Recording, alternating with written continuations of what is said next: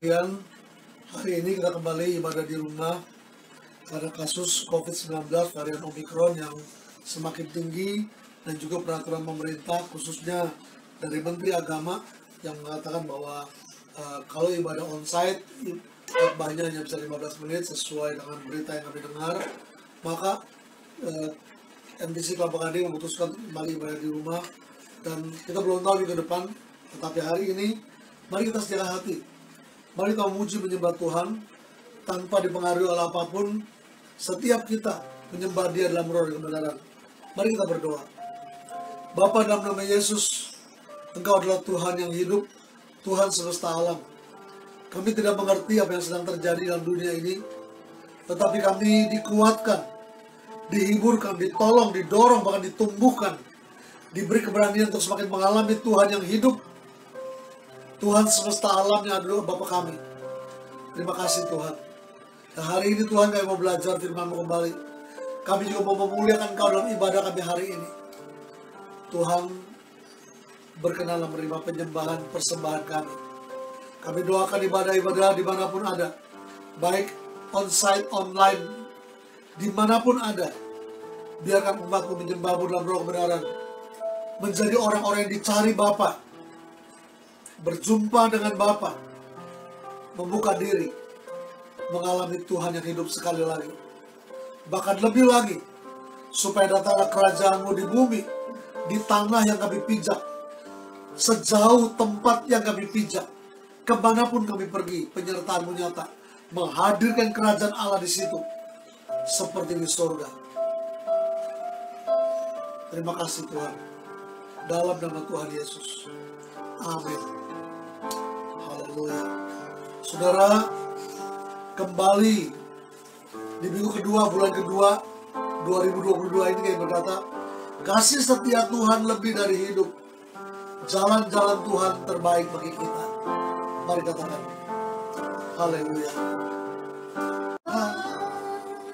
Penuh kuasa, sanggup pulihkan keadaanku, dalam tangan-Mu seluruh hidupku tak akan goyah selamanya.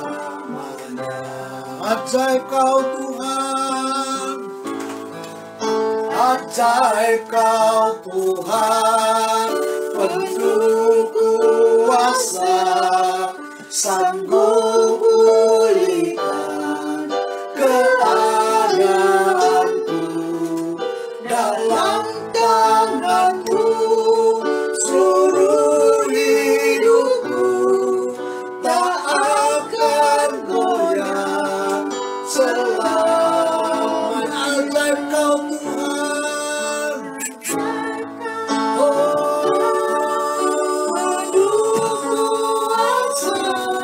sanggup pulihkan keadaanku, dalam tangan-Mu seluruh hidupku tak akan goyah selamanya. Ajaib Kau Tuhan, ajaib Kau Tuhan, penuh kuasa, sanggup pulihkan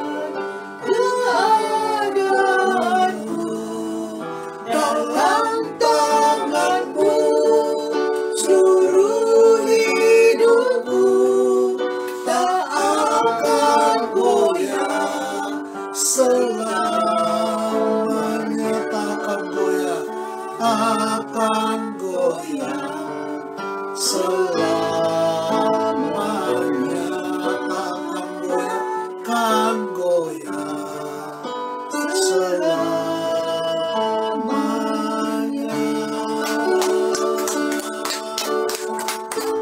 Terima kasih Tuhan, memang bersama Engkau kami tidak akan goyah. Hanya kuatkan, teguhkan kami. Jangan biar kami menoleh ke kiri ke kanan.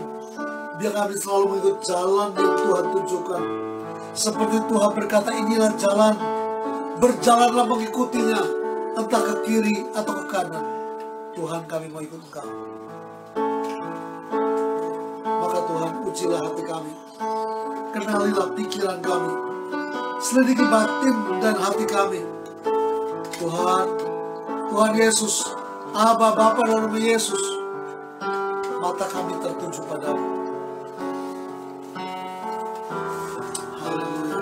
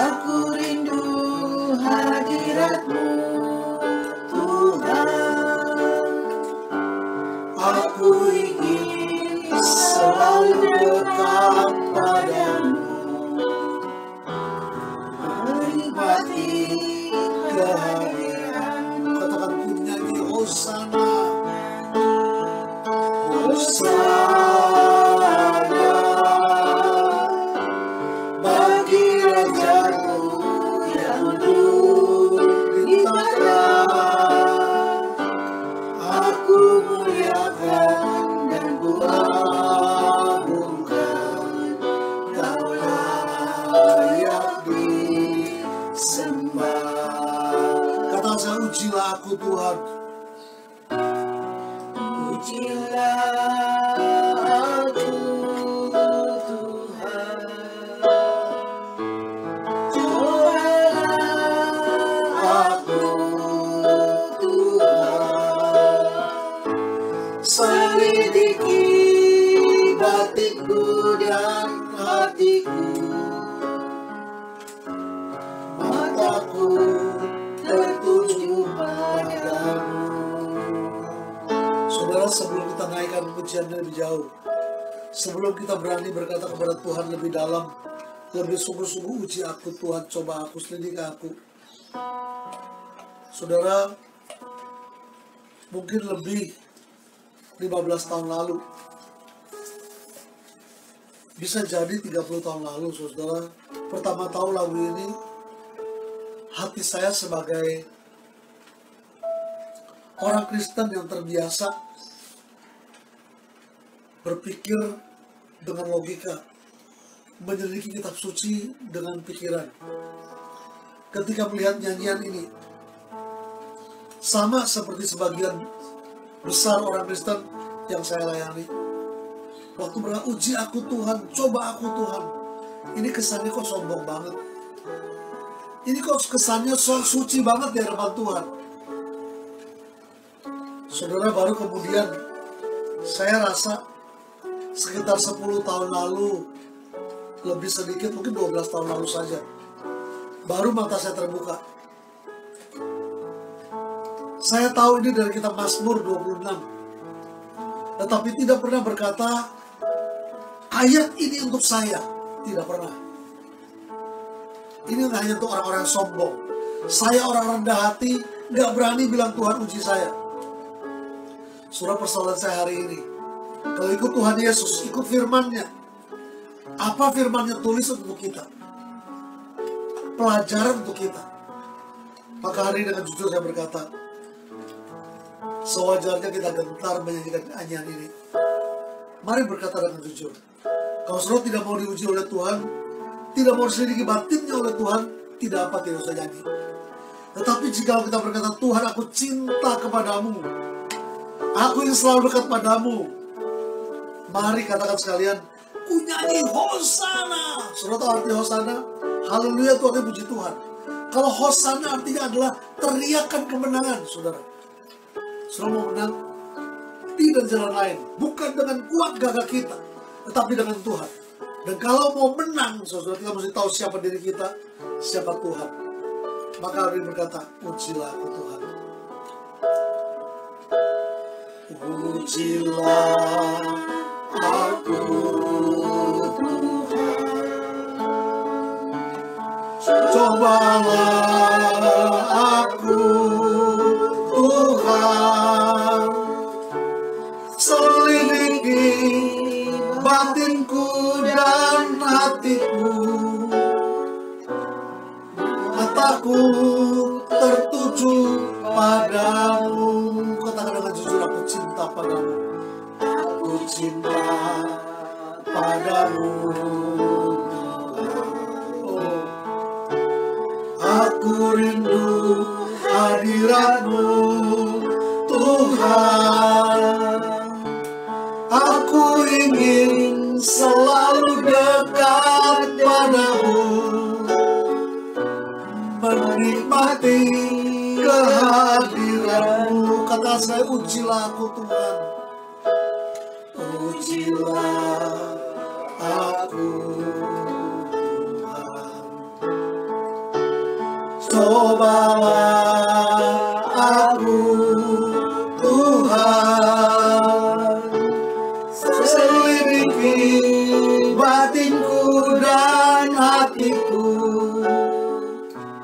mataku tertuju padamu. Aku cinta padamu Tuhan. Aku cinta padamu Tuhan. Aku rindu hadirat-Mu Tuhan. Aku ingin selalu dekat padamu, menikmati kehadiran-Mu. Katakan, ku nyanyi hosana, ku nyanyi hosana bagi Rajaku yang duduk di padang. Aku muliakan dan ku agungkan, Kau layak disembah. Ku nyanyi hosana, ku nyanyi hosana bagi Rajaku yang duduk di tajam.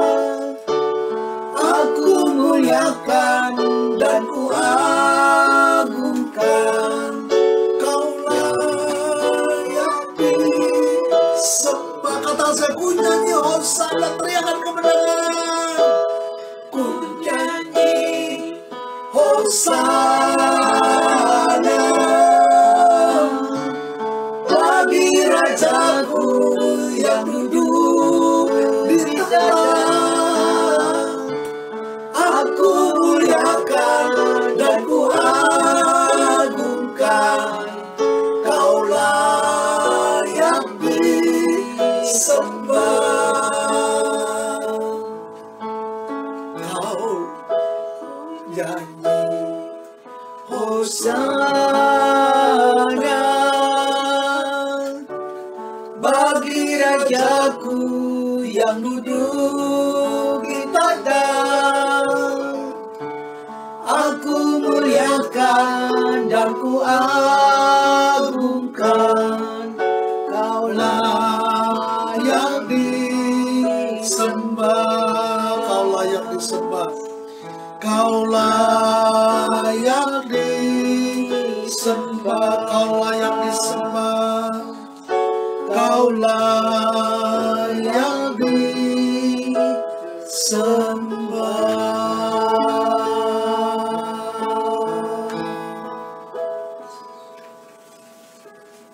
Tuhan, biarkanlah segala bangsa, dari suku dan kaum dan bahasa, mengaku dengan lidah, Engkau layak disembah. Yesus, Engkau Tuhan. Biarkan setiap lutut di bumi ini berlutut menyembah Yesus Tuhan. Tuhan, terimalah kemuliaan. Karena setiap kali kami berjumpa dengan kemuliaan-Mu, kami tahu siapa kami dengan sesungguhnya di hadapan-Mu. Tuhan, kami tidak memandang kami tinggi atau rendah, bergantung pada pandangan orang lain, bergantung pada pandangan diri kami sendiri. Tetapi di hadapan-Mu Tuhan, kami telanjang. Dan kami tahu Engkau mengasihi kami. Engkau menerima kami apa adanya. Oh, haleluya. Bahkan Engkau telah mati bagi kami ketika kami masih orang berdosa, ketika kami masih seteru musuh Tuhan. Terima kasih Tuhan Yesus. Maka hari ini kami berkata, Hosana, Hosana, diberkatilah dia yang datang dalam nama Tuhan. Karena kami menang bersama-sama Tuhan Yesus yang sudah menang. Karena kemenangan yang Tuhan ingin curahkan bagi bangsa kami Indonesia, kami juga ikut ambil bagian di dalamnya. Terima kasih Tuhan. Sekarang mata kami tertuju padamu. Setiap kami, baik di rumah ini maupun rumah-rumah lain, di perjalanan dimanapun, bahkan setelah tayangan ini, Tuhan, mata kami tertuju padamu. Biarlah apa yang Tuhan ingin sampaikan boleh disampaikan melalui mulut hamba-Mu yang disucikan oleh bara api dari mezbah itu. Dalam nama Yesus. Amin. Saudara yang dikasihi Tuhan, saya menyadari bahwa sebenarnya hari-hari ini betul Tuhan sedang mengerjakan sesuatu yang besar bagi bangsa kita, Indonesia.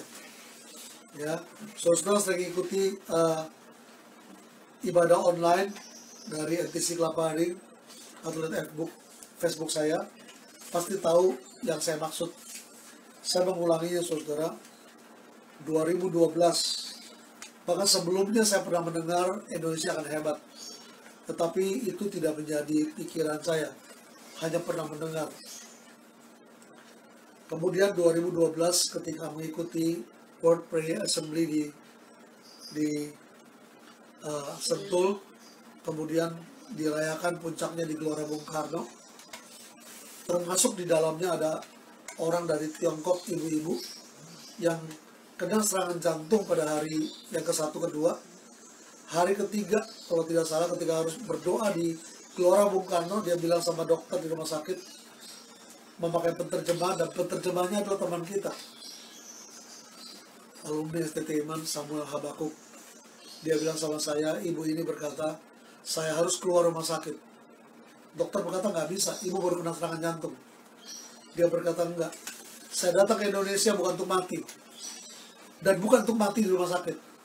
Kalau harus mati, saya harus mati di Gelora Bung Karno. Karena saya mau ikut dalam kemuliaan yang Tuhan sediakan. Saudara, waktu saya mendengar cerita itu dari teman hamba Tuhan, alumni kakak kelas saya, Samuel Habakuk, hati saya terharu. Orang ini petani biasa di Tiongkok, bukan kaya raya, tapi menabung. Dan mendengar dari dulu. Dari beberapa waktu yang lalu, di Korea, setelah World Prayer Assembly yang pertama, saudara, diberitahukan, yang kedua di mana? Mereka bilang akan dibuat di tahun 2012, di mana? Korea berkata Indonesia. Lalu para hamba Tuhan dari seluruh dunia menunjuk Indonesia. Mengapa Indonesia? Mereka berkata karena Indonesia pilihan Tuhan untuk kemuliaannya di akhir. Saudara, ketika saya menangkap itu, bahkan melihat dengan mata kepala sendiri, ada seorang ibu yang kembali kena serangan jantung dan sesak nafas, dan kemudian ceritanya saya dengar dari teman saya itu, hati saya berkobar-kobar. Mana ada rakyat dari negeri lain yang datang berbondong-bondong. Waktu itu saudara, di Gelora Bung Karno, saya lupa 2.000 atau 3.000 orang asing, bukan pendeta. Ada yang pendeta atau hamba Tuhan. Kebanyakan jemaat dari beberapa tempat, dari Amerika Serikat, Amerika Latin, dari Korea, dari China. Dari China terbanyak, saudara. Kalau nggak salah 600 orang. Mereka datang ngapain? ikut merayakan dalam kebaktian doa sedunia itu, merayakan bahwa Indonesia akan hebat. Hati saya mantap, Indonesia pasti hebat. Dan hari-hari itu saudara, Tuhan berkata, saya juga akan ambil bagian kalau saya mau. Maka saya mengejar terus apa yang perlu, baik di sinode kami CMC, baik di gereja lokal di mana saya melayani. Saya hanya mengejar satu, kerajaan Allah harus dinyatakan di seluruh bumi Indonesia. Saya tidak tahu caranya, dan saya hanya hamba Tuhan biasa yang tidak punya nama besar dan secara manusia mustahil. Tetapi kemudian saudara, akhirnya saya menangkap saya akan ikut ambil bagian. Nah, hari-hari ini menjelang hari itu saudara, tadi dikatakan 2012, sekitar 2018 atau 19 mungkin, Presiden Jokowi berkata 2045 Indonesia akan hebat. Tetapi 2030 diralat oleh Jenderal Luhut dan Menteri Erick Thohir, kalau saya tidak salah. 2030 mereka berkata, sekitar tahun 2020 itu. Mereka berkata, Indonesia nomor 4 di dunia. Tadi, Presiden Jokowi berkata, nomor 4 di dunia tahun 2045. Saya menghitung, apakah saya masih hidup atau tidak. Tapi dibilang 2030, saya mantap. Tinggal 9 tahun, mesti saya masih hidup kalau hitungan normal. Kalau Tuhan panggil gimana? Gak jadi soal. Lihat dari surga, lihat dari tempat di mana kita ada. Tetapi kalau saya masih ada, saya bisa ambil bagian. Sudah dibilang 2030. Tetapi tahun kemarin, 2021, kita diberitahu oleh berita dunia, Presiden Jokowi menjadi Presiden G20. Dan hari itu, dalam urut-urutan peserta, Indonesia nomor 4. Wow. Dahsyat sekali, saudara. Dan bulan Januari akhir, saya lihat di Facebook, Jenderal Luhut berkata dalam video pendek, sekitar 30-40 surat dari para bos besar di dunia, termasuk CEO dari macam-macam. Saudara, mereka berkata, mereka mau ketemu Presiden Jokowi April 2022 ini di Bali. Minta waktu, apakah Presiden disediakan waktu? Saudara, apa artinya? Orang berkata sebagai, itu Illuminati mau itu urusan lain, saudara. Silakan saja. Tapi saya melihatnya dengan pandangan rencana Tuhan sedang jalan, sedang akan digenapi. Hari ini, saudara, kalau kita gereja Tuhan, ingat baik, gereja Tuhan bukan berkenaan dengan merek GKI, GBI, dan lain, HKBP, atau Pantai Costa, bukan itu. Orang percaya gereja Tuhan di Indonesia, mau terlibat atau tidak, bergantung bagaimana kita melihat panggilan ini. So, saya ready, saya siap. Saya berharap New Testament Church, sesuai namanya. Saya berharap komunitas di mana saya melayani, TOF, juga siap untuk ikut dalam kebangunan kemuliaan yang Tuhan setiap Indonesia hebat, Indonesia maju.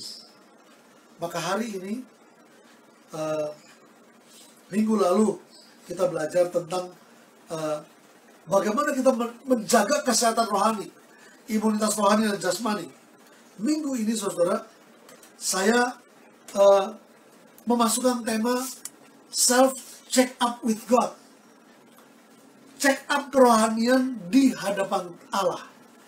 Tema ini sebenarnya adalah tema yang diberikan kepada saya untuk saya melayani kemarin di salah satu gereja, di persekutuan khusus satu gereja. Tapi berapa waktu lalu itu lama. Dan ketika saya mempersiapkan bagian ini, saya mantap berkata, wajar setiap kita mesti siap. Caranya gimana? Imunitas rohani sudah belajar. Sekarang hari ini mari belajar, apa kita siap diselidiki Tuhan. Mari buka Mazmur 26 ayat 2. Mazmur 26 ayat 2. Ujilah aku ya Tuhan, dan cobalah aku. Selidikilah batinku dan hatiku. Saudara, dalam terjemahan lain berkata, ujilah aku ya Tuhan, cobalah aku, Selidikilah batinku, pikiranku, inner thoughtku, pikiran yang di dalam, dan hatiku atau motivasiku. Saudara, orang Kristen yang paling penting itu apa? Betul, dunia butuh lihat bagaimana kita bersikap sebagai orang Kristen. Tapi ketika mereka lihat kita baik, setelah dekat dengan kita, mereka kecewa. Saya mau bilang begini, saudara. Berapa banyak kita menjadi Kristen, ditolong oleh orang-orang baik, tanda kutip. Setelah kita dekat dengan mereka, baik mereka pendeta, baik mereka pengurus gereja, atau majelis orang tua, baik mereka orang Kristen lama, tiba-tiba kita menjadi kecewa. Kok dia seperti itu? Lalu kita puji Tuhan, kalau hari ini masih jadi Kristen. Saya juga dipengaruhi oleh teman saya. Apakah pernah kecewa? Ya, menjadi Kristen. Tetapi apakah orang yang saya pengaruhi pernah kecewa? Ya, saudara. Itu sebab sebelum kita ikut Tuhan lebih jauh, sebelum masuk rencana Tuhan lebih jauh, mari kita berkata, Tuhan, ujilah aku. Testinglah aku. Selidiki pikiranku, batinku. Uji hatiku, motivasiku. Saudara, kalau Tuhan tahu hati kita, pikiran kita, dan kita sudah tahu, dia tahu pikiran hati kita aman, saudara. Saudara, hari ini banyak orang bermotivasi yang lain. Yang mengerikan, dia tidak tahu bahwa dia bermotivasi yang lain di luar maksud Tuhan. Ini mengerikan. Maka self check up with God, menguji diri di hadapan Tuhan, saudara, itu penting. Ya, saya mulai dengan begini, saudara. Orang-orang dengan gejala fisik tertentu belum tentu sebenarnya sakit yang kita pikir. Belum lama tante saya, saudara, adik mami, tinggal satu-satunya dari keluarga kami, saudara papi saya sudah tidak semua, yang terakhir meninggal karena COVID pada tahun lalu 2021. Tinggal satu orang, tante saya kami panggil Ii, dan sudah tahu Ii ini tiba-tiba lemes. Ketika lemes dia jatuh di WC. Akhirnya singkat cerita dibawa ke rumah sakit. Di rumah sakit dicek semua. Baru tahu natriumnya, garam dalam tubuhnya rendah. Dan kemudian saya berjumpa dengan dokter beritahu, ini sangat amat rendah. Saya ingat ketika dimasukkan di rumah sakit di Eka Hospital yang berbayar, karena mahal sekali, maka saya bilang sama dokter yang menjaga di sana, Dok, biarkan kami bawa pulang saja. Karena mahal sekali dan kami tahu kami tidak sanggup membayarnya. Dokter berkata, Pak, jangan bawa pulang. Bahaya sekali. Kenapa? Karena natriumnya rendah. Dokternya hanya berkata garamnya rendah. Kalau bisa bawa ke rumah sakit yang ada BPJS. Saya memuji Tuhan, Presiden Jokowi dipakai Tuhan, BPJS menolong ribuan rakyat Indonesia.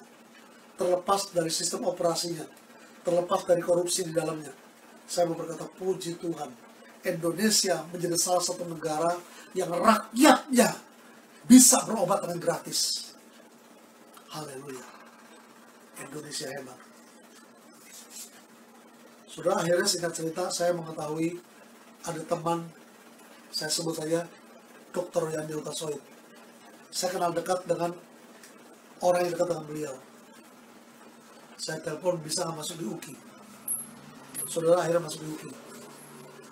Kemudian ini yang saya mau bilang, ketemu dengan dokter di UKI, baru dokter itu jelaskan terang sekali.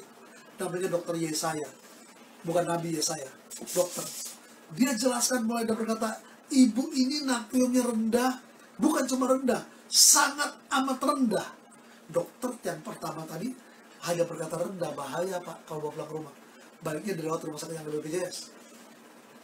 Tapi dokter, ini rendah. Kalau angka sekian Pak, itu sudah rendah. Kalau sekian sangat rendah. Dan ibu ini, oma ini, sudah sangat amat rendah. Sudah sebenarnya sedikit lagi, mungkin bisa meninggal dunia. Tapi Tuhan baik, belum. Lalu dia berkata, kita mencari sebab. Mengapa? Wah, dia cerita begitu jelas, saudara. Dan siapa yang cerita? Dokter. Bagaimana dokter tahu? Dokter itu mengecek di lab. Mengapa begini? Mengapa lemah? Karena kurang asupan. Mengapa kurang asupan? Karena nggak mau makan. Kenapa nggak mau makan? Nggak bisa makan. Kenapa nggak bisa makan? Karena badannya nggak enak, perutnya kembung. Dicek kenapa kembung, ternyata ada air seni. Dikeluarkan sudah dengan kateter 4 liter. Kemudian baru lebih enak, dan mereka bilang, itu infeksi saluran kemih. Jadi mereka berjumpa dengan persoalannya. Sebenarnya saya mau berkata begini, ketika orang yang tepat, peralatan yang cukup, perawatan yang baik, diketahuilah apa yang menjadi penyebab dia menjadi lemah, rendah, seterusnya. Saya mau berkata, di hadapan Tuhan kita hidup. Dia punya lab, dia punya cara, dia punya advice, dia punya segala yang baik, yang cukup untuk memberitahu keadaan kita sesungguhnya. Sudah siap?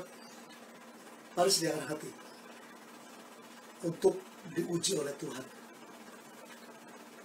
Saudara, self-check up with God ini adalah pengujian terbaik. Mengapa? Karena kita diuji oleh dokter, segala dokter, dengan lab yang tanpa lab, tapi itu adalah laboratorium tercanggih yang ada di bumi dan di surga. Dan dia tahu kita. Nah, itu sebab saudara, kita belajar firman Tuhan. Kalau kita lihat, ya saya belum masuk pada bagian yang kita mau belajar. Saudara, di hari ini, nggak apa-apa panjang sedikit, karena saya harus mengatakan kepada saudara, ini penting.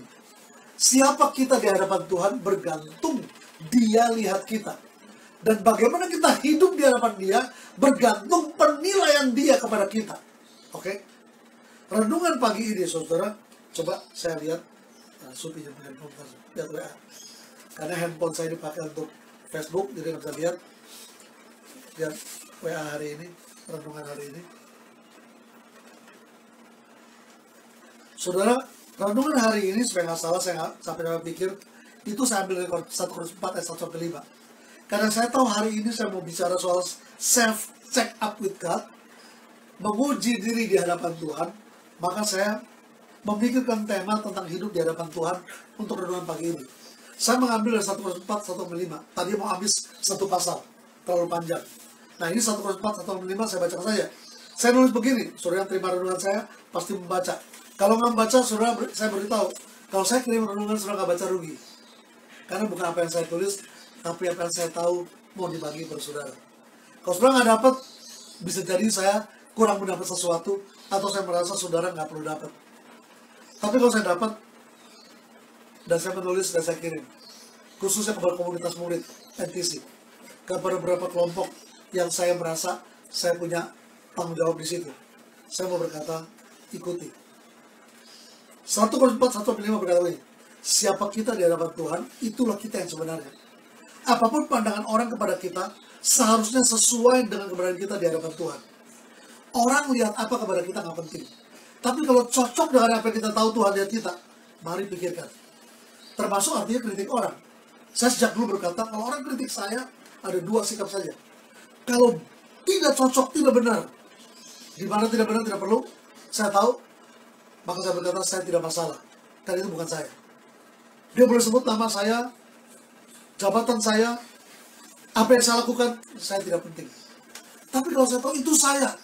Dan itu benar di hadapan Tuhan, saya bertobat. Orang boleh kritik apa saja, tapi bagaimana kita berespon menentukan. Nah, sebenarnya tidak ada arti pada orang tentang kita. Jika kita bisa dipercaya, setia pada panggilannya. Ini menarik. Dalam 1 Korintus 4, Paulus mengajarkan, kalau kita setia pada panggilannya, kita kan mau nggak mau bergaul sama Tuhan terus. Ya kan? Ikut directionnya terus, arahan Tuhan terus. Maka pasti hidup kita terbuka. Kita self-check up terus sama Tuhan. Saudara, kemarin gula saya turun rendah. Saya hanya makan sedikit, tapi suntik insulin sama. 2 jam lebih dari itu, saya merasa keringat dingin. Di kamar yang ber-AC, saya keringat dingin. Saya bilang, apa karena tadi kecapean? Begitu-begitu. Tapi keringat terus. Baru saya ingat, bukan. Ini gula rendah. Saya cek gula. 73. Wah, buru-buru makan biskuit. Dan setelah makan, mungkin 6-7 potong biskuit, saudara. Biskuit selamat, coklat dengan gula. Keringatnya kering sendiri. Sebelumnya saya jilat, tawar. Saya mau tahu saudara, kalau saudara berkeringat di ruang ber-AC, di ruang dingin, nggak apa-ngapain, ambil keringatnya, jilat. Jorok? Enggak. keringat orang lain jorok, keringat sendiri enggak. Begitu tidak asin, berarti itu keringat dingin. Berarti itu ada sesuatu yang bukan karena kegiatan kita atau karena cuaca. Oke? Nah, saudara, saya tahu dari mana gula saya turun. Saya beberapa kali turun, kemarin sudah lama tidak pernah turun, kemarin turun. Rupanya karena kegiatan yang cukup padat, banyak pikiran segala macam, dan kemudian makannya sedikit karbohidratnya, saudara. Gizinya cukup, vitamin cukup, karbonhidrat dari kita. Karena di rumah tempat saya tinggal yang baru, sebenarnya kemarin ada nasi ya, tetap merasa cukup makan ini aja. Jadi bukan salah siapa, salah diri sendiri. Cek gula. Dengan apa? Ada alat ngecek, ada laboratorium. Kalau nggak punya alat, nggak bisa. Bahaya. Wah, gula turun nih, sembarangan makan gula, makalah naik. Bisa macam-macam. Tidak ada arti pada orang itu, tapi kalau kita tetap di hadapan Tuhan, kita tahu. Nah, ini penting. Di hadapan Tuhan kita hidup. Hati kita, motivasi kita terbuka di hadapan Tuhan. Selamat ibadah, selamat hidup di hadapan Tuhan. Haleluya. Nah, saudara, hari ini saya mau mengajak kita, saudara, bagaimana sebenarnya kita belajar begini. Di dunia ini, Ibrani 12 ayat 9 sampai 10, coba lihat. Surat Ibrani pasal 12 ayat 9 sampai 10. Selanjutnya dari ayat kita yang sebenarnya kita beroleh ganjaran dan mereka kita hormati. Kalau demikian, bukankah kita harus lebih taat kepada Bapa segala roh supaya kita mulai hidup? Sebab mereka, Bapa kita secara jasmani itu, mendidik kita dalam waktu yang pendek sesuai dengan apa yang mereka anggap baik. Tetapi Dia, Bapa kita secara rohani, Bapa segala roh, Bapa dalam nama Yesus, tetapi Dia menghajar kita untuk kebaikan atau untuk bermanfaat untuk kita, supaya kita beroleh bagian dalam kekudusannya. Saudara, kalau saudara adalah bapak atau orang tua yang benar, saudara mengerti maksud saya. Kalau saudara menjadi orang tua yang tidak sungguh-sungguh mendidik anak dengan benar, saudara bingung dengan ini. Banyak orang membiarkan anaknya kurang ajar. Banyak orang membiarkan anaknya tidak disiplin. Tidak demikian. Harus didisiplin, harus diajar. Kalau nggak bisa perlu dihajar. Tapi psikologi anak berkata, sebelum usia remaja, boleh hajar. Artinya boleh menggunakan rotan untuk memukul bagian-bagian tertentu yang aman. Tetapi kalau dia sudah dewasa, tidak boleh dihajar dengan kekerasan. Itu berbahaya. Baik bagi dia, kalau dia melawan, bagi kita, itu bahaya. Nah, maka saudara yang berkata, kita kalau bapak, orang tua benar, kita ngerti bagaimana mendidik anak. Dari mana tahu? Dari firman Tuhan. Sejak kecil saya mendidik anak-anak dengan sungguh-sungguh sesuai firman Tuhan. Sesuai apa yang saya belajar. Apa yang saya sampaikan kepada jemaat tentang mendidik anak, itu yang saya terapkan. Saudara, sejak lama saya ingin menerapkan apa yang saya terapkan, itu yang saya ajarkan. Apa yang saya alami, itu yang saya ajarkan. Kalau saya tidak mengalami, saya tidak berani ajarkan.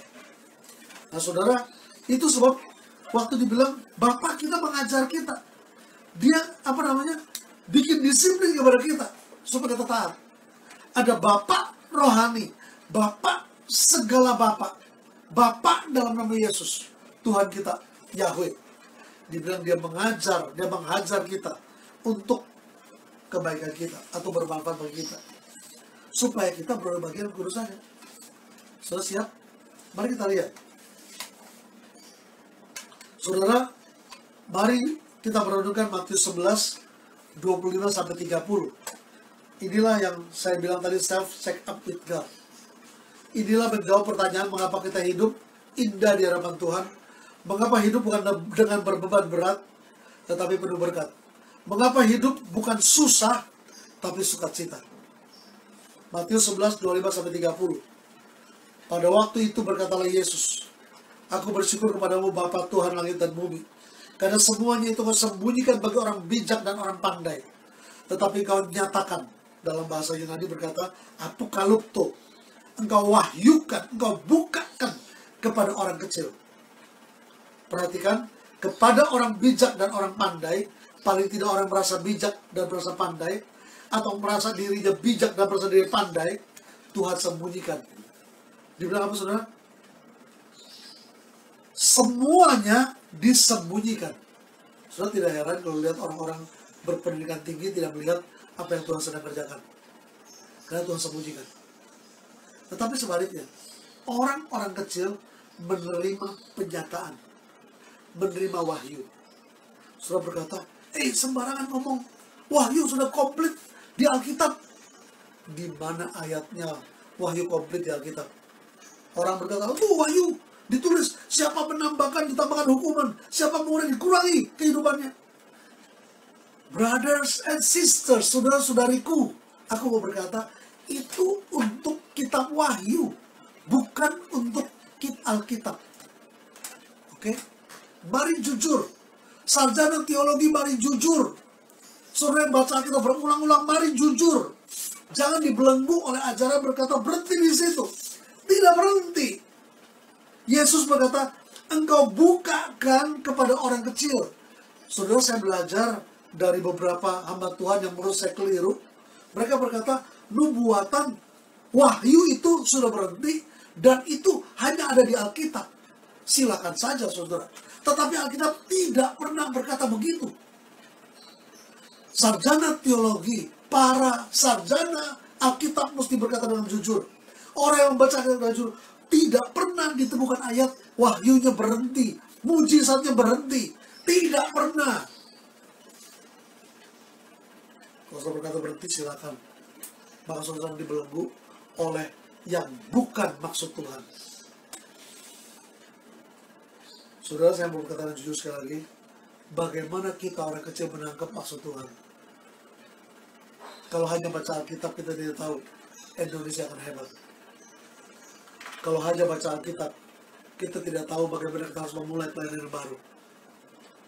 Kalau hanya baca Alkitab, kita tidak berani melangkah keluar dari zona nyaman. Tidak berani. Justru orang-orang kecil, artinya dia boleh sarjana teologi, dia boleh master teologi, dia boleh doktor teologi, dia boleh orang yang hebat, orang biasa, orang kecil. Ketika dia terbuka, dia menjadi orang kecil di hadapan Tuhan. Tuhan berkata, siapa menjadi orang miskin di hadapannya, dia pemilik empunya kerajaan Allah. Saudara miskin di hadapan Tuhan. Ini pertama, saudara. Dan Tuhan berkata, ya Bapa, itulah yang berkenan kepadamu. Menurut konteks Matius 11:25-26 ini, siapa orang berkenan? Saudara ingat ketika Lukas pasal 2, Natal, dikatakan, glory to God in the highest, and peace unto men. Unto men, yang berkenan kepada Allah. Siapa orang berkenan? Orang yang mengerti Alkitab? Orang yang banyak beri persembahan? Orang yang jarang ke gereja? Saya tidak tahu. Siapapun saudara, asal saudara tahu, saya kecil di hadapan Tuhan. Saya miskin di hadapan Tuhan. Tuhan bilang orang ini yang punya kerajaan Allah. Tuhan berkata, kalau kamu dilahirkan kembali, kamu melihat kerajaan Allah. Setelah itu sebab, yang pertama-tama, apakah kita tahu siapa Tuhan, siapa kita? Bagaimana kita di hadapan Dia? Kalau kita tahu, saudara, ayat 25 ini menolong kita sekali. Kita menguji diri kita, ya, dan bahkan kita berkata, saya menyadari bukan karena saya berbuat sesuatu saya diperkenan Tuhan, tetapi saya menyadari saya diperkenan Tuhan karena saya merendah di hadapan Tuhan, kecil, miskin di hadapan Tuhan. Hari ini banyak orang berkata sultan, orang kaya, orang hebat, pamer kekayaan. Tetapi hari ini, mari menjadi orang miskin, bukan gak punya uang. Mari menjadi orang miskin, bukan tidak punya pekerjaan. Mari menjadi orang miskin, bukan peminta-minta. Mari menjadi miskin di hadapan Tuhan. Mari menjadi orang kecil yang Alkitab berkata, kepada orang macam ini dibukakan, diapokaliptokan, diwahyukan. Sudah tahu di kantong saya ada apa? Di kantong baju saya. Kalau Deddy Kobusier bisa tahu. Pesulap bisa tahu. Bohong, saudara. Tukang sihir yang tahu. Atau orang yang disebut sama Tuhan bisa tahu. Tapi kebanyakan kita nggak akan tahu ada apa di sini, di kantong saya. Bagaimana saudara bisa tahu? Gampang. Saya bukakan kantong saya. Kosong.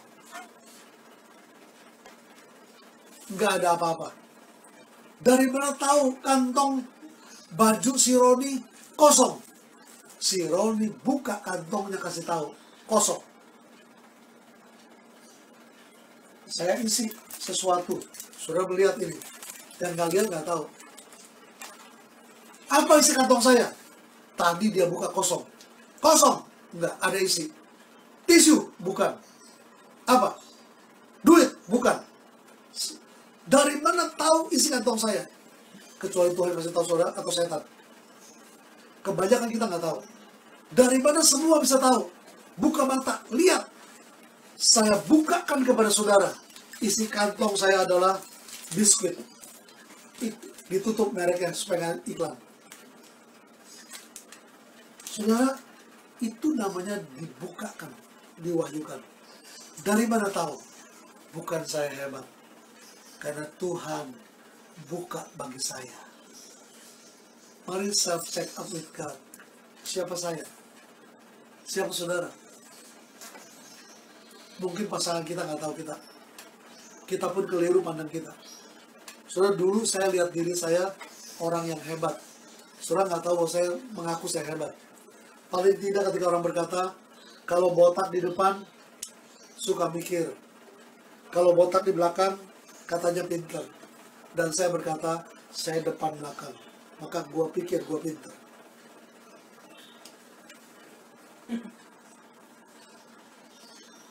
Tapi saya sadar, ketika di hadapan Tuhan, saya bukan pintar. Saya dapat kasih karunia saja.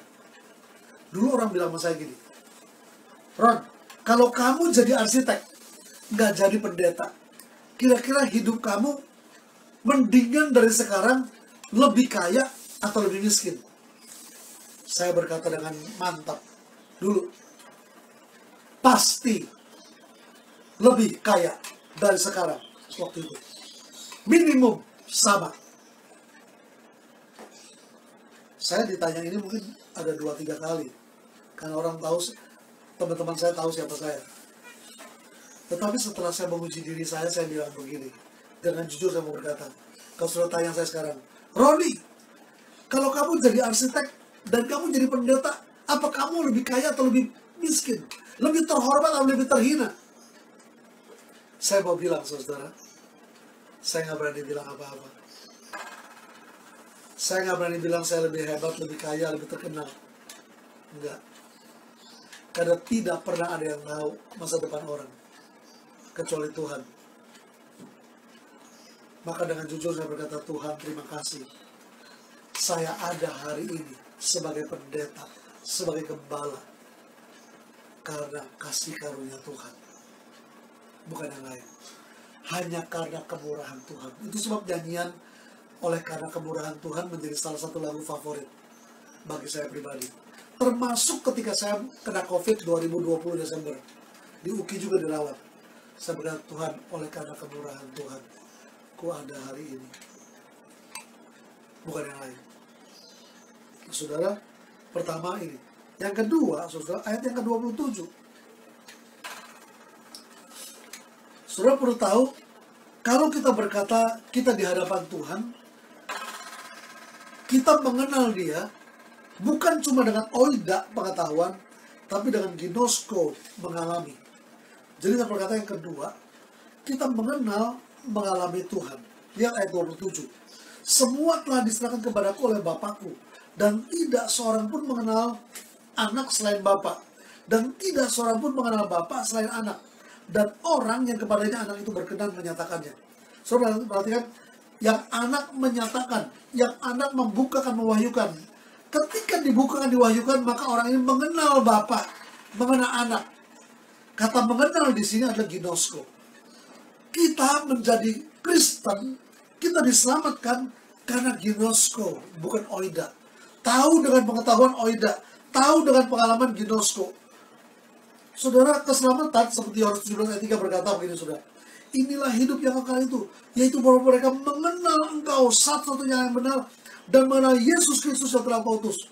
Dalam terjemahan aslinya berkata bahwa mereka mengenal, itu ginosko, mengalami Allah dan Yesus. Orang yang diselamatkan adalah orang yang mengalami Tuhan, bukan cuma tahu.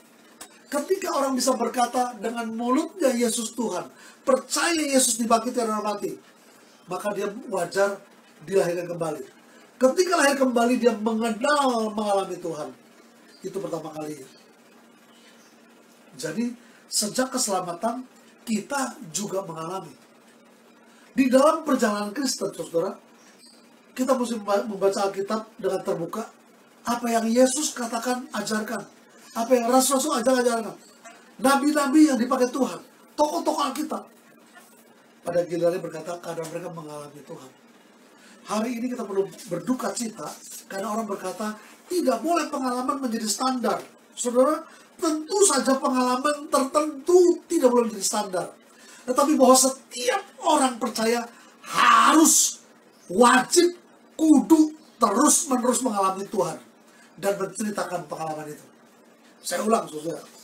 Hari ini orang berkata tidak boleh pengalaman menjadi dasar pengajaran. Tetapi hari ini saya berkata itu salah kaprah.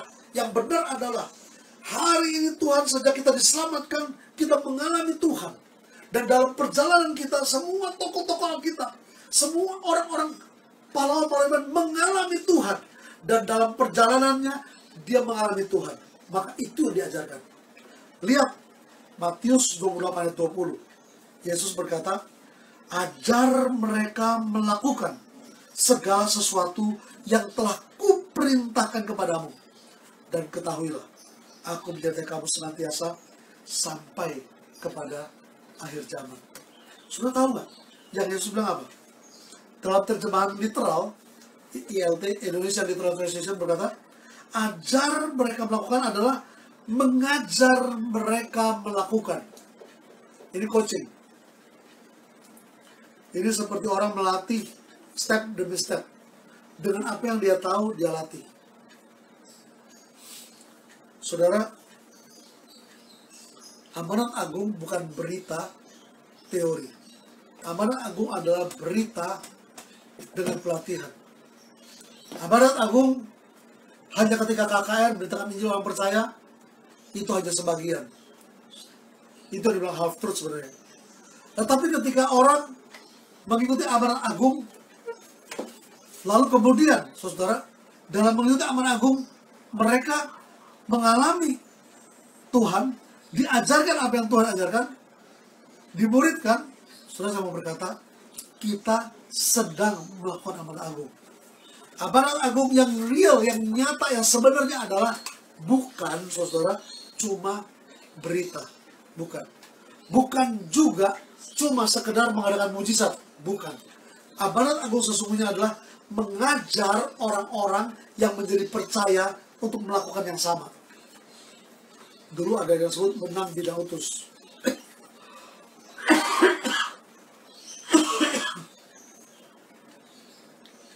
Saudara, ini adalah bicara tentang amanat agung. Saya sengaja menyebut 2 ayat saja. Keselamatan karena mengalami Tuhan. Amanat agung, sudah harus diselamatkan, memberitakan keselamatan, mengajarkan keselamatan, juga adalah pengalaman, bukan teori. Maka perhatikan ayatnya. Ajar mereka melakukan, berarti melakukan. Apa itu? Segala sesuatu yang Tuhan perintahkan. Yang Tuhan perintahkan itu apa? Bukan untuk didengar, bukan untuk diperkatakan, tapi untuk dilakukan. Dan Tuhan berkata, ketahuilah. Ada satu terjemahan yang saya suka. Dia berkata, alamilah. Aku menyertai kamu senantiasa sampai kepada akhir zaman. Saudara, dulu ada seorang teman di kelas S2 bertanya kepada guru, dokter, Pak, mengapa kalau di daerah kita doakan orang sakit sembuh, kalau di Jakarta nggak sembuh? Atau saudara, kenapa kalau KKR sembuh di lain ada orang sembuh, Tapi kenapa kalau doa di rumah sakit, doa di rumah, orang jarang sembuh? Saudara, mengapa? Karena kita tidak sedang melakukan amanah agung. Oh, saya lakukan Pak, saya beritakan Injil. Itu sebagian. Sewaktu memberitakan, beritahu mereka bukan cuma Yesus sanggup menyelamatkan dia, Yesus sanggup menyembuhkan, tetapi juga mari kita lakukan. Saudara, itu sebab saya melihat beberapa teman juga mengalami mujizat di kota besar, di Jakarta, di Swedia, di Tokyo, bukan cuma di kampung. Saudara, yang kedua adalah di hadapan Tuhan kita hidup, kita mengalami dia. Ajaib Kau Tuhan, penuh kuasa, sanggup pulihkan keadaanku. Ya saudara, saya ingin membacakan salah satu, ada dua bagian yang saya ingin mengajak saudara. Lihat di Wahyu 4 ayat 10 dan 11. Orang yang mengalami Tuhan, saudara, yang makin mengenal Tuhan, wajar dia makin merendah. Ya, berapa kali tentang Paulus. Ya, saya lompat saja, tentang Paulus saja. Tidak usah dua bagian, Paulus saja. Yang pernah kita belajar. Saudara tahu Paulus belajar dari mana? Paulus belajar beriman dari Abraham. Dan dikatakan di dalam Roma 4 ayat 16 sampai 19 sebenarnya. Ya, Roma 4 ayat 16 19. Itu memberitahu kepada kita kebenaran dasarnya iman. Maka ketika kita percaya, tetap percaya. Sekalipun tidak ada dasar untuk percaya, tetap percaya. Oh, itu dahsyat, saudara. Dia makin mengalami Tuhan. Pertumbuhan orang percaya, saudara. Ketika mengalami Tuhan, diselamatkan, hidup di hadapan Tuhan, tahu siapa diri di hadapan Tuhan, siapa Tuhan, dia makin bertumbuh, makin mengalami Tuhan, makin melihat mujizat, makin melakukan mujizat. Dan ketika makin tinggi hidupnya di hadapan Tuhan, sikapnya kepada manusia makin rendah.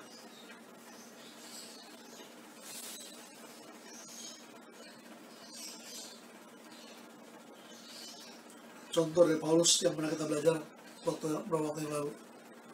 Dari sebagai rasul, dia berkata, aku paling rendah. Dari sebagai orang percaya, aku paling rendah. Terakhir, di antara orang berdosa, aku paling berdosa. Dan kalau lihat tuh surat yang ditulis Korintus, Efesus, Timotius, makin lama makin bertumbuh, makin lama makin bertumbuh. Duluan, belakangan, terakhir. Awal selevel dengan rasul cuma lebih rendah. Di pertengahan dengan saudara seiman cuma lebih rendah. Maka dia belajar mengajar tentang gereja di Efesus. Di antara orang berdosa, dia bisa berTimotius. Dia hampir meninggal. Aku paling berdosa. Saudara melihat orang percaya yang bertumbuh, orang yang mengalami Tuhan akan makin hari makin merunduk, makin merendah. Saudara, mari menguji diri, makin bertumbuhkah saya? Makin rendah hati saya. Kalau saya makin beriman, apa saya tetap percaya? Sekalipun tidak ada bukti, sekalipun tidak ada harapan, tidak ada dasar yang lain kecuali janji Tuhan.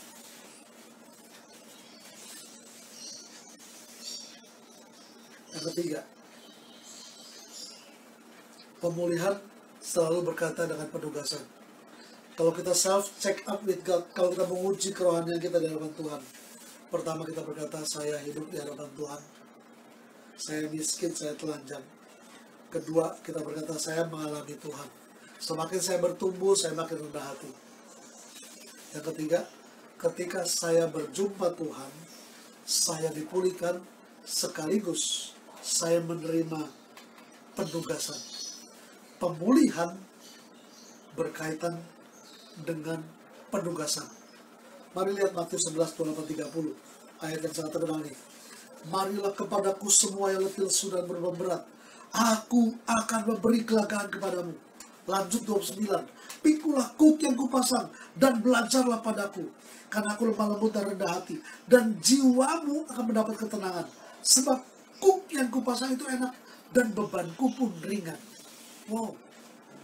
Saudara, saya berkata, orang sering berkata, ayat ini untuk KKR. Betul. Ayat itu menantang jiwa diselamatkan.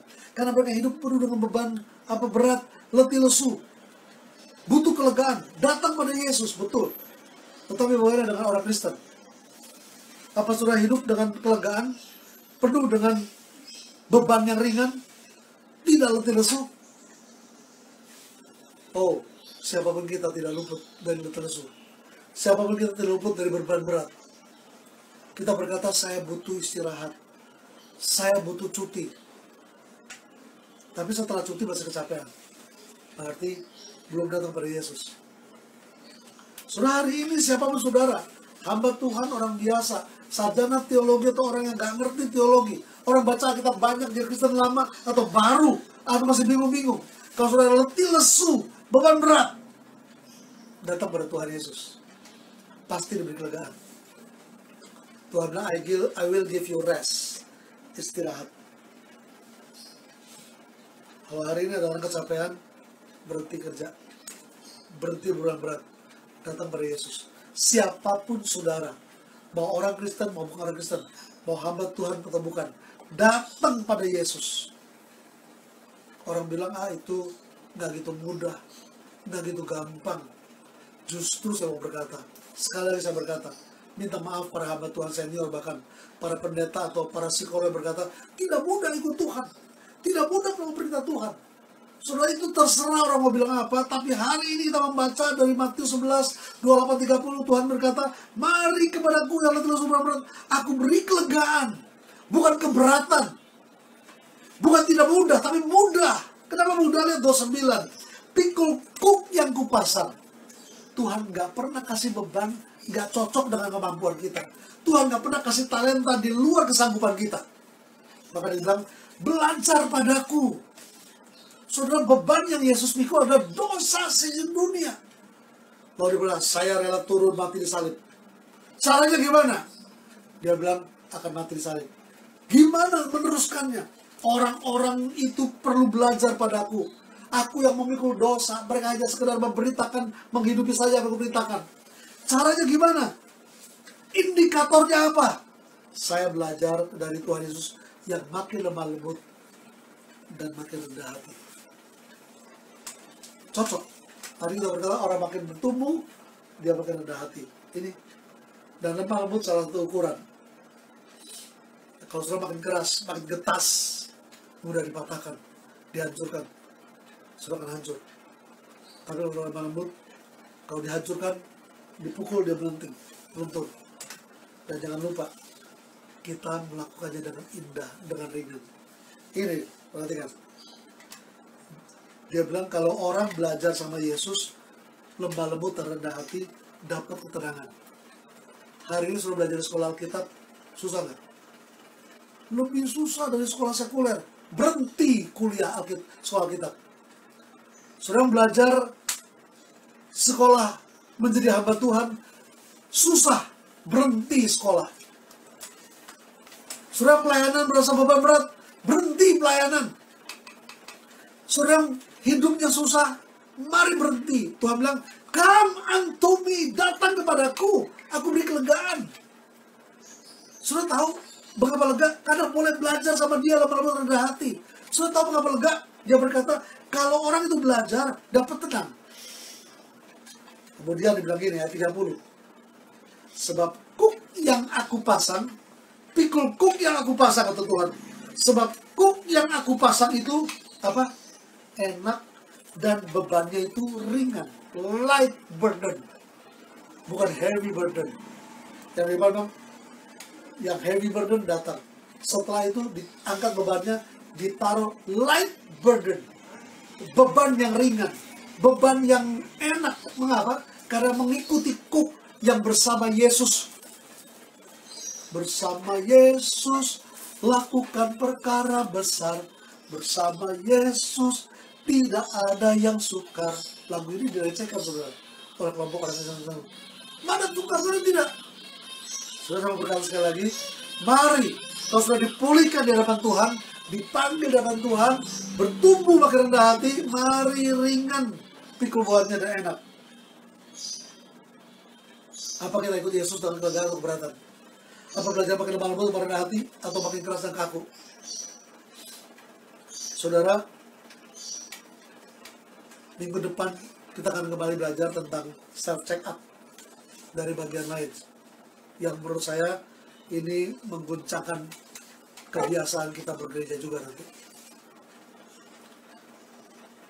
Mari kita tunduk kepala, mari katakan, ujilah aku Tuhan, cobalah aku Tuhan, selidiki batinku dan hatiku. Tuhan, mataku tertuju padamu.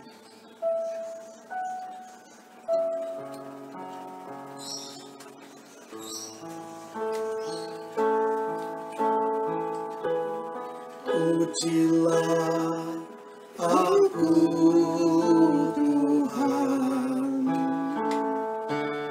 cobalah aku Tuhan,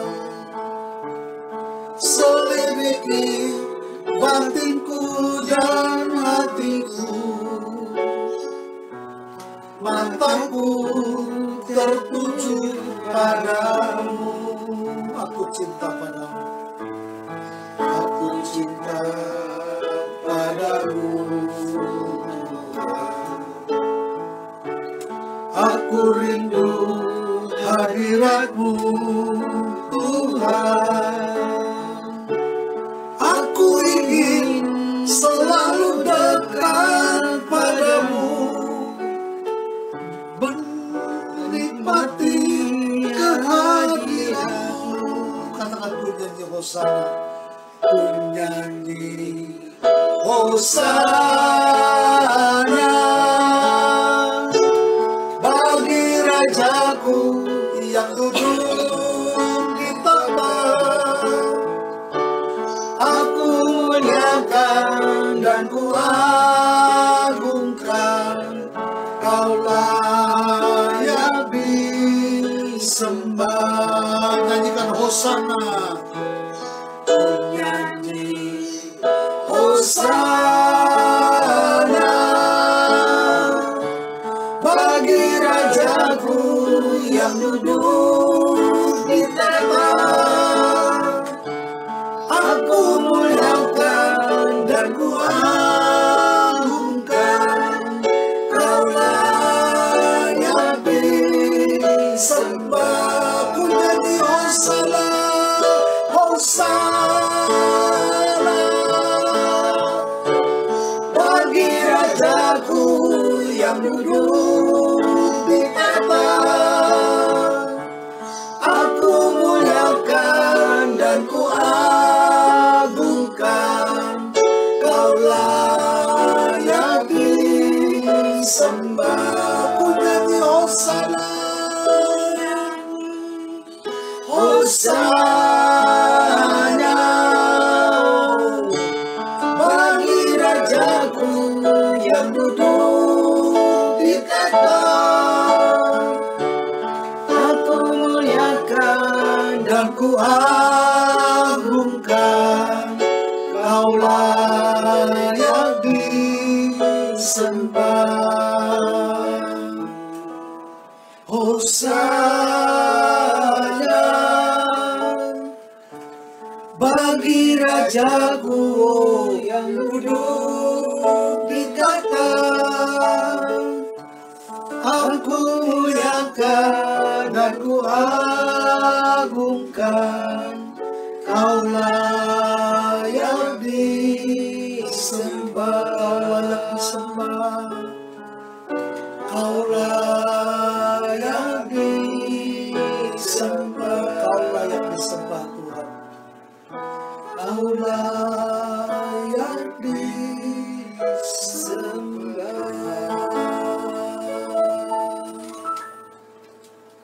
Bapa, dalam nama Yesus, di hadapan Tuhan kami ada. Kami miskin di hadapan-Mu Tuhan. Kami tidak punya sesuatu yang bisa dibanggakan.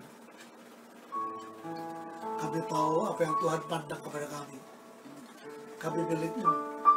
Kami anak Tuhan. Kami anak Raja segala raja. Kami biji bata Tuhan. Kami berharga. Tanpa memandang keadaan kami hari ini, Tuhan, kami berkata, terima kasih, kami tahu status kami yang sebenarnya. Tuhan, biarkan kami mengalami-Mu terus-menerus, semakin bertumbuh, semakin tengah hari, semakin terang, semakin melihat Tuhan yang mulia, dan semakin tersungkur di hadapan-Mu.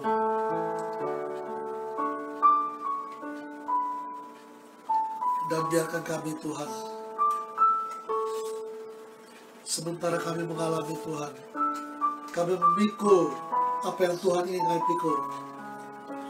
Kami berdoa di dalam nama Yesus, pikulan yang bukan dari Yesus dihancurkan. Tipuan setan, bahkan tipuan atas nama pelayanan, tipuan atas nama pekerjaan, tipuan atas nama apapun, dihancurkan dalam nama Yesus. Tidak ada lagi kuk beban yang bukan pikulan kuk dari Tuhan Yesus.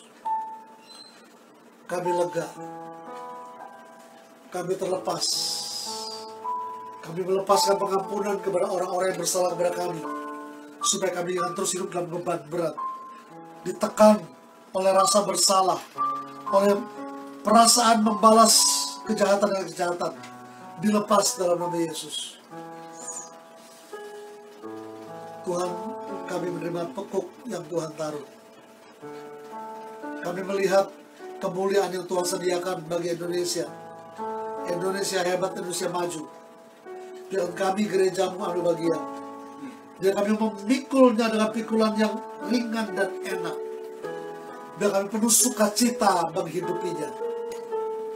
Bersama-sama dengan komunitas orang percaya, menceritakan, mengajarkan pengalaman Tuhan yang indah. Terima kasih Tuhan. Terima kasih. Semua beban, sekali lagi, yang di luar bukan dari Tuhan Yesus, diangkat. Hari ini diturunkan beban dari Tuhan Yesus. Dibuka matanya setiap kami melihat dalam Yesus. Dan berani memikulnya. Haleluya. Terima kasih untuk pemulihan-pemulihan Tuhan berikan. Pemulihan hubungan suami istri, pemulihan orang tua anak, pemulihan pekerjaan, pemulihan apapun, pemulihan ekonomi dalam nama Yesus. Sekaligus Tuhan, kami tahu ketika kami dipulihkan, kami memikul kuk panggilan yang Tuhan sediakan bagi kami. Terima kasih Tuhan. Terima kasih. Terima kasih Tuhan. Bagimu-lah Tuhan pujian, hormat, kemuliaan. Tuhan Yesus cuma Engkau kebanggaan kami. Haleluya. Mari katakan. Bagimu pujian, hormat, kemuliaan. Kaulah kebanggaan di dalam hidupku. Janji-Mu bersinar, buktikan Kau besar. Tiada yang seperti-Mu Yesus Tuhanku. Bagimu pujian, Ibu pujian, hormat, kemuliaan. Kaulah kebanggaan di dalam hidupku. Janji-Mu bersinar, buktikan Kau besar. Tiada yang seperti-Mu Yesus Tuhanku. Tiada yang seperti-Mu Yesus Tuhanku. Tiada yang seperti-Mu Yesus Tuhanku.